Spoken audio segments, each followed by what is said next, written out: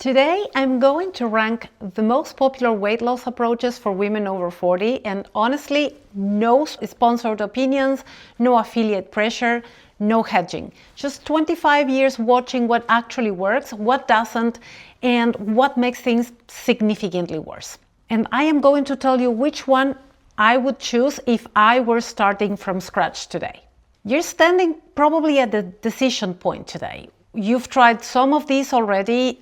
Others you're considering maybe trying. The internet gives you passionate advocates for every single one of them. Someone who may be swearing by keto, someone who says that fasting changed their lives, somebody who says that Ozempic changed their lives. You can't tell which one to believe. And after years of trying things that worked temporarily and then stopped, you need more than enthusiasm here. You need someone who's seen all of them play out across hundreds of real women over 40, and I'm gonna do that today for you. I'm Valeria Lopez. I'm a licensed nutritionist with 25 years of experience specializing in weight loss for women over 40.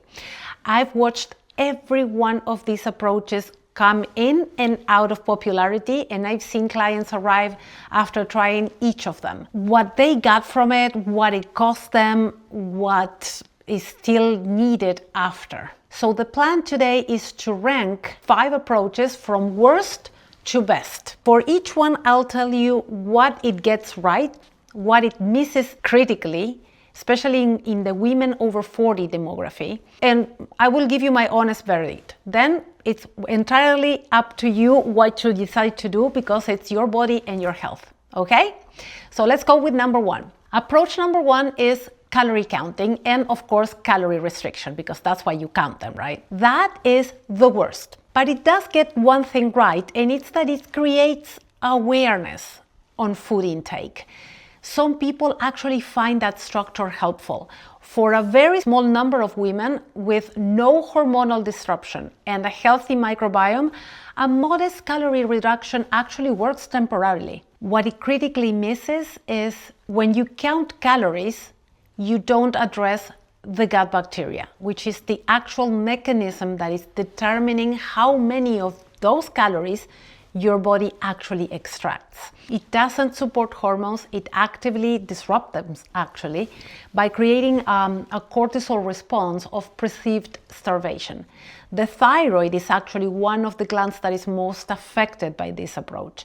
And I see many women with an underactive thyroid who have started gaining weight and decided to cut down calories only to see that their energy drops and their weight gets stuck. One other thing with calorie counting is it doesn't account for the fact that 2 women eating identical 1800 calorie diets can absorb vastly different amounts depending on their bacterial profile, okay, their stress levels, and so many other things that are playing a role here. And of course, it doesn't treat the nutrient deficiencies that it creates. The same deficiencies that starve the good bacteria, slow metabolism, and make the next attempt even harder. What it actually does to women over 40 is it depletes the microbiome diversity. So every cycle of restriction makes this depletion even worse, and it creates nutritional deficiencies that will impair hormone production downstream, raises cortisol chronically, which will increase insulin resistance, and of course, belly fat storage. It kind of trains your body to slow down its metabolism to match that reduced intake. So that will make weight loss progressively harder. Even on the same fewer calories that you eat over time, nothing will happen, nothing will change. Here's something that you need to know right now. Calorie restriction isn't neutral. When it doesn't work, it's not like nothing happens, okay? Every failed attempt will leave your microbiome narrower and your metabolism slower than before. So my verdict for this is that this is possibly the worst thing a woman over 40 can do. Not because it's lazy thinking, it's based on a model that simply doesn't account for the biology changes after 40, especially in the female body. The second approach gets far more credit than the first, and for good reason. But there is a version of it that actively backfires, and unfortunately that is the version that most women are doing. It's my beloved intermittent fasting. Here's approach number 2. And the reason it can backfire is because it depends entirely on how and when you do it. Of course, there's something that it gets absolutely right. It gives the gut bacteria a repair window overnight, and that is genuinely beneficial. It reduces the frequency of insulin spikes, supports metabolic flexibility, and especially when done correctly at the right time and in the right person. You also need to focus on being on the right phase on your hormonal cycle. Okay? Intermittent fasting is actually one of my favorite tools. I use it with my own clients. I practice it myself. Now, there's something that's missing here with intermittent fasting when it's used as a blanket, broad protocol. It ignores cortisol. In the morning, cortisol naturally raises, and that is great because cortisol is a wonderful hormone that your body produces because it gets you out of bed. It makes us alert. It makes you driven, productive, eloquent. Now, for a woman that is chronically stressed and sleep deprived, and maybe on the second half of her ovarian cycle, fasting all morning until lunch or later, even until 2 or 3 p.m., like some women do, doesn't create calm fat burning. It amplifies that cortisol response, impairs insulin function, and creates the exact hormonal cascade that stores more fat, especially around your middle. The general protocol with long fasting windows was not designed for the female hormonal cycle in mind.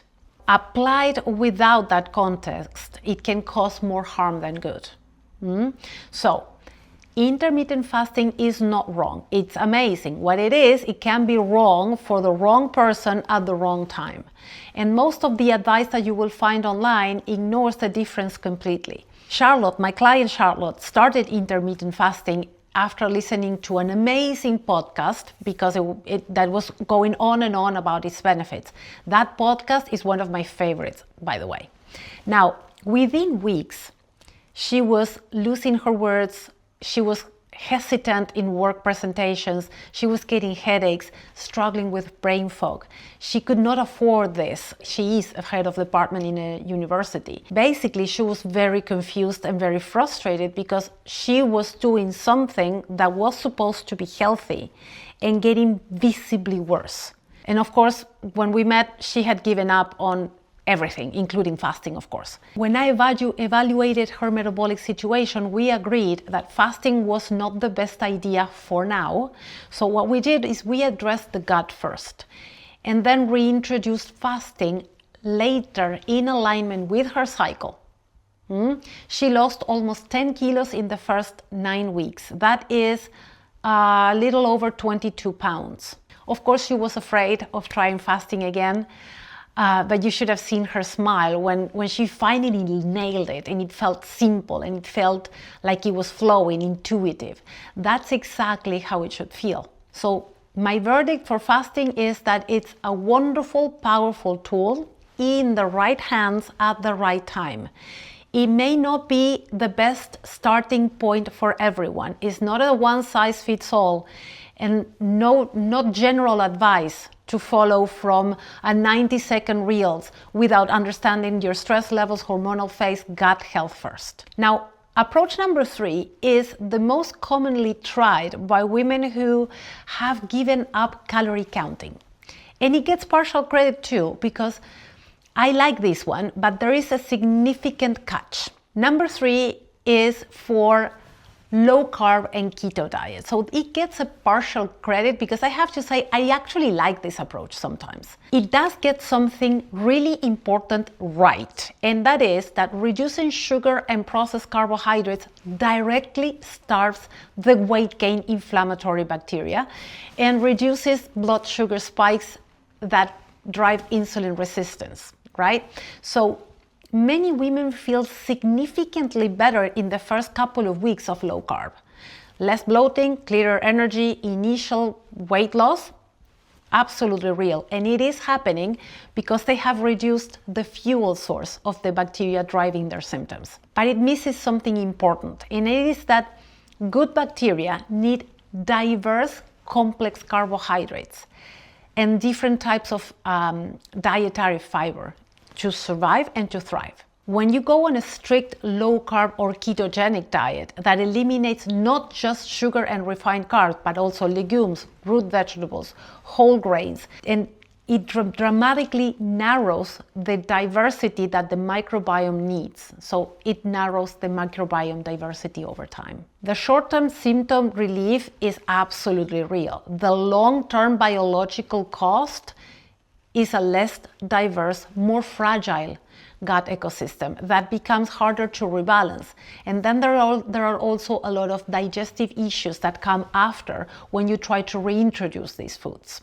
This is also why low carb stops working. The microbiome depletes to a point when there are not enough of those good beneficial bacteria, those that produce neurotransmitters, signal satiety, help balance hormones, produce short-chain fatty acids and other anti-inflammatory compounds and nutrients that are so fundamental for overall health and weight loss. Unfortunately, what most women do when it stops working is to push harder, right? So they train harder, they try to eat less even. Then they go back to square one, like Charlotte happened, like what happened to Charlotte before.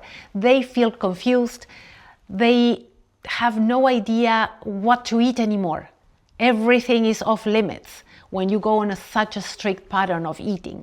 Low carb works in the short term for exactly the right reason, and then it stops working for exactly the wrong reason. It leaves out a woman's cyclic nature out. What I've seen clinically is that women who've been strictly low carb for 2 or more years often arrive with more advanced microbiome depletion than those women who have not done any dietary interventions. The initial relief masked a deepening problem. Now, when you rebuild a diverse microbiome after extended low carb, it can take a lot longer than building it from scratch. My verdict to this one is, as I said, partial credit. Reducing sugar and processed carbs, absolutely yes. Eliminating all fiber-rich complex carbohydrates and resistant starch and variety of fibers, no. The distinction matters enormously here. Most low-carb advice doesn't really make it, and I have to say, I like a low-carb approach that is called ketobiotic. It doesn't restrict net carbs constantly, but instead it's in sync with the hormonal cycle. For example, I will never recommend low-carb in the last week of a cycle or a woman who suffers PMS, anxiety, sleep issues, because that is telling me that she needs to support her progesterone activity and reduce stress. There is very often an estrogen dominance that makes this balance tip towards less calm, more anxiety, and more weight gain around the midsection. Low carb, unfortunately, does not help in these situations, especially not long term. Let's go into approach number 4. I want to address this one carefully because it's the most searched term in my demographic. So this is what women are Googling these days. And I want to give you my honest, nuanced position on it. If you're finding this useful and want to understand all the biological frameworks behind why some of these work and others don't, subscribe, so you don't miss the weekly videos where I break down exactly what's happening in your body, what you can do about it. Hit subscribe now so you don't miss anything. Let's go into approach number 4, and it's the most Googled term, GLP-1 medications like Ozempic, Mounjaro, Wegovy. There's so many these days. Now, medication without biology change, I wouldn't recommend that. All right. Now, there's something that GLP-1s get right, and here's what it is. GLP-1 medications suppress appetite effectively. They reduce food intake, which reduces, of course, blood sugar spikes, which of course will reduce some of the drivers of weight gain. For women who are significantly overweight, and are struggling to make lifestyle changes, they can create an opening, an opportunity, a window of reduced hunger in which other changes become more possible. So I am not completely anti-medication. I don't dismiss what these medications have done for people who actually needed them, but it misses something that is terribly critical. GLP-1 meds suppress the symptom, the appetite, but they don't address the cause, which is the gut bacteria imbalance, the hormonal disruption, the liver overload, the microbiome depletion, the depletion of muscle mass, body composition, and so much more. The bacteria are still there. There is evidence actually on severe microbiome depletion in patients on these meds because they tend to eat too little. So at some point they get stuck too. These drugs don't prevent you from weight plateaus. I have seen this happen in patients that I met after a year on GLP-1 agonists, and I have also seen women that start putting on weight again, even when they are still on the meds. The hormonal environment is also still there. When this medication stops, those systems immediately resume driving the hunger, the cravings, and the weight gain. This is why the research consistently shows that the majority of the weight loss on the GLP-1 medications returns when the medication is discontinued. And unfortunately, it does not come back as muscle, it comes back as fat. Nothing about the underlying biology has changed. The meds addresses the appetite. It does not address what's creating it. Those are two completely different issues, different problems. So my position here is if a client is on GLP-1 medication, my job becomes using that window while the hunger is suppressed to repair the gut bacteria, to support the hormonal environment, and build metabolic flexibility. That means that when the medication stops, the body has the tools to maintain without it. So basically what we create here is using the medication as a bridge for biological change. That is a 100% yes to me. Medication as a substitute for it, the results speak for themselves. I've seen this happen many times. Here's the thing, my verdict for this one. The meds address the symptom, not the source. It's powerful when it's used as a bridge, as a tool, while the biological root is addressed. It's absolutely incomplete as a standalone solution, and the data on weight gain and regain confirms it. The most important thing that I would say here, and this is 100% my opinion, is that these meds don't put the power and the results in your hands. When you stop them, you're powerless, and there is no recommended exit strategy. So I am in favor of an approach that keeps you in charge, that gives you more and more control and power over your health. I want you to be the one calling the shots here, not an appetite thing that has been created in a lab. I hope that makes sense to you, because this is really something that is a powerful statement for me, to understand that you need to have an exit strategy. You can't be depending on this. Now I want to talk about the approach that is number 5 and is the one that I rank first. Not because I created it, but because it's the only one that really addresses what all the others that we have spoken about are missing.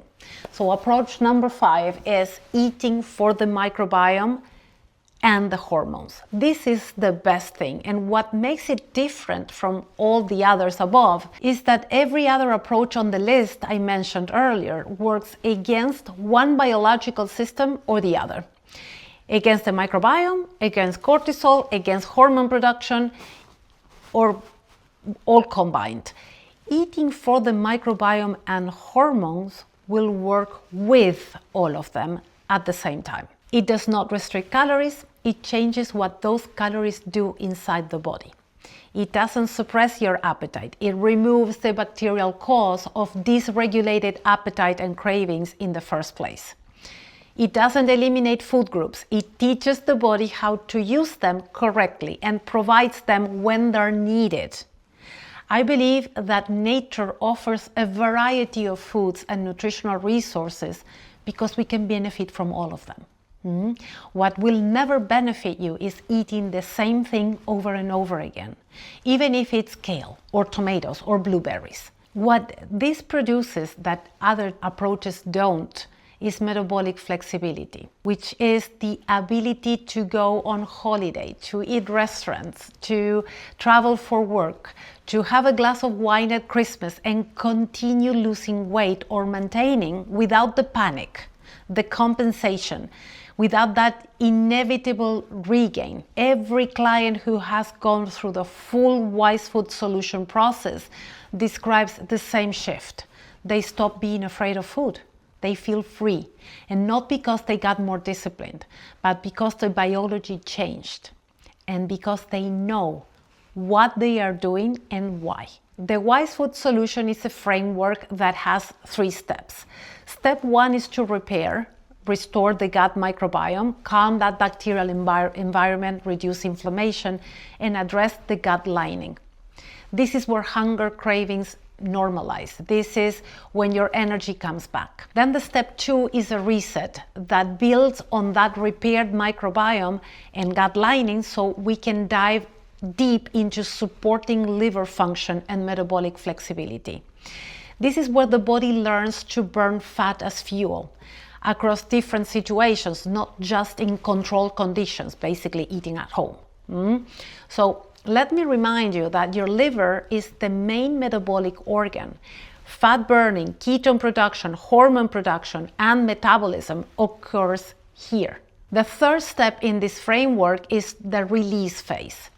The weight releases and stays released because the ecosystem that was driving it has been rebuilt and rebalanced, not suppressed. And by this point, you have become the type of woman who makes expert-level decisions about your health because you know what you're doing, why you're doing it. So the question was never which diet to try next. The question is whether you're working with your biology or against it. Every approach above was against it in some way. Either the timing, the duration, the rigidity of any of those protocols might have been undermining your efforts. This one isn't. For one, because it's 100% personalized and created with and for you. I have to say, my verdict is that this is the only approach that addresses the root cause: gut bacteria, hormonal environment, and metabolic flexibility at the same time and sustainably.